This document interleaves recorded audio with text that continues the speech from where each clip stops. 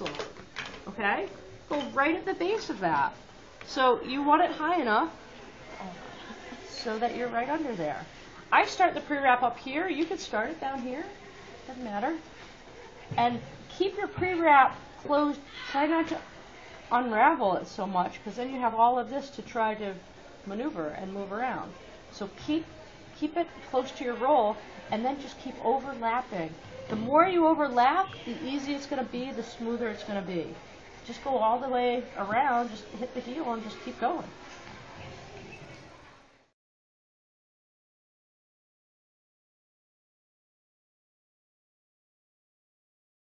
So, first 2 anchors at the base of the calf.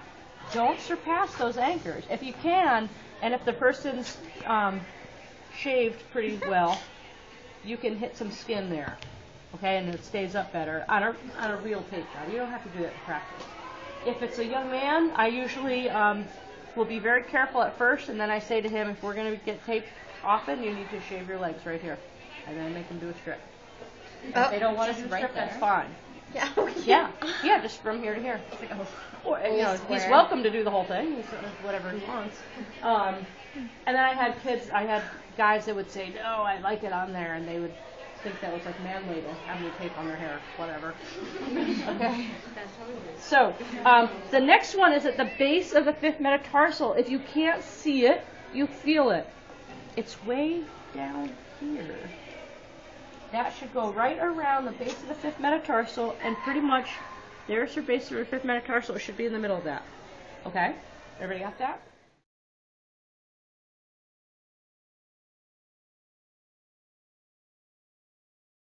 Then you do your stirrups. You're going to medial to lateral. Why? Because you're going to try to pull her into eversion a little bit. Try not to surpass your anchors. And go right above the malleolus and go to your anchor with your, whatever that's called, horseshoe. Don't move.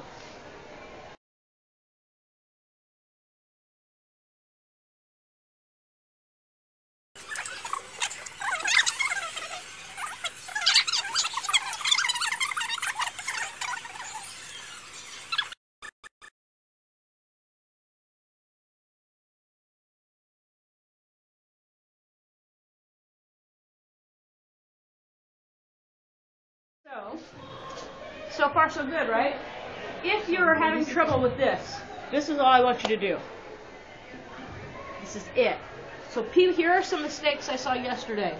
People were way down here with their horseshoes. So they were on the Achilles, they were down by the heel, and they were doing some weird things. Some people were coming all the way down here and doing something. I'm not sure what that was going on. That's all right, though. So now we're going to do our heel locks. Our heel locks cover this space. That's why that's there. It's a guideline for you. Right?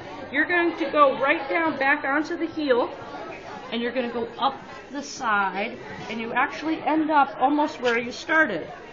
So this side, you just see these 2 stripes. This side, you see it going right there. Got it? I like the way it's doing this. Now the same thing on the other side. Cover that space. Go onto the bottom, go up the side, and finish right there, almost where you started. If you're finding that you're finishing way up here, that's okay. That's a longer heel lock. And just as long as you make this smooth, it's okay to do it that way. Let's see if I can figure out how people do that. Yeah. So, see, here's where I started. If you're finishing way up here, I got a sharper angle down to do that. That's okay. That still works that way. Wait, how do you fix it? Or how do you do it the way you want to again? You go, well, you cover that space, go underneath, and then you just... So not so much on the angle? Come right down here. Yeah, you're not as far an angle this way. Yeah. Does that make sense? And notice I filled in my little hole that was down here too. And then I'm going to do another one over here. Oh, and I got the nice seam. That's ugly. Let's get rid of it. Oh no. It's okay. It's all okay. Get rid of my little splice. And go right there. So vary them a little bit. Notice I moved it just a little bit from my original one, so it goes into a different spot and it covered that hole on the bottom. Okay, so those are my 2 heel locks. And then my figure 8 is the same strip as that bottom anchor. So it should go over that base of the fifth. Wait, whoa, that was too fast. Figure 8. Okay, the figure 8 is the same strip as your first anchor. And there's the bottom of the 8. And now I'm going to come over here and do the top of the 8. Oh, that's not a full figure Top of the 8, bottom of the 8, 8. Make sense? When you get really good, which all of you should be getting really good in this class, because that's what we're doing a lot of, you are going to be able to go from your figure 8,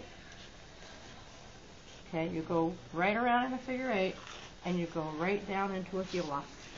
And go around and do it again. Wow. Okay? So do you not get winding tension when you do that? You don't, because of where it's located, and you're not going around a body part that's mushy. This is all pretty hard, and it's mostly joint. And if you do it correctly, now you could get winding tension if you went crazy. If you were way far down the foot, you know, and you went around once, and you're mushing all of this. So you have to be ready to do that. Don't go crazy yet. If your heel locks are really pretty, and you know where your figure 8 is supposed to be, then you can start doing this. And it's not even a figure 8 anymore. Now it's just heel locks that are continuous. Okay? I usually only do one on each side and stop. I never really wind to do 2 heel locks on each side. So I'll do separate heel locks, and then I'll do a winding extra heel lock on each side. That make sense? And then just close it all up. And try to make that as pretty as you can. And get all of these little things and get enough tension in it that it makes it smooth. Hold in all of that and finish it up there. Okay? I always do this just to feel. I sometimes will feel if there's a hole or something wacky back here. Or you can look at it. Okay? The heel is always open a little bit. See that little hole? All right? Questions? If you're not sure about your stirrups and your horseshoes, then that's all you do. And do it 10 times until it's beautiful, and then you'll be able to move on.